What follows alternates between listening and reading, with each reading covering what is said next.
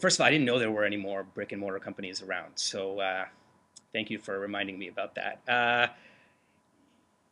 I think about social as not something that's like brand new, something that's existed for for a really long time. And in thinking about social in that way, there are things that um, work really, really well in places like in a sort of a social construct on places like Facebook, and things that just don't. So you know, things like sharing testimonials and references and recommendations and reviews.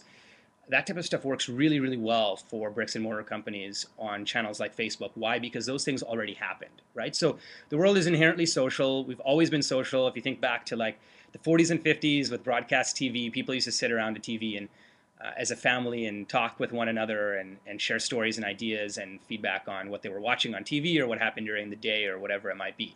Today, with places like Facebook and Twitter and other social channels, the opportunity to magnify, amplify that message is just huge, right?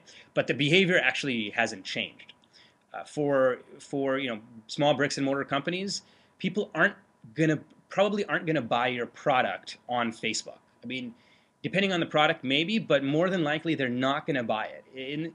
You know, the usual reason why people choose to shop in bricks and mortar businesses is because of the relationship. They like developing a relationship with the owner, the people in the store. They like going into the retail site and picking up a product and actually looking at it and feeling it and seeing what it's all about before they make their mind up. And it's sort of the personal touch and the customer service that really makes that experience better than what they could get from anywhere else, or even in today's world buying online from like a really large retailer. So I think you need to remember that, and remember that type of behavior is the reason why people keep on coming into your store to begin with. And so you should retain that, and you should think about that as something that's really unique, and continue to invest in it. When it comes to what people are already doing about your business, that's after they buy a product from your store, they're going home and telling their family about it or calling up their friends.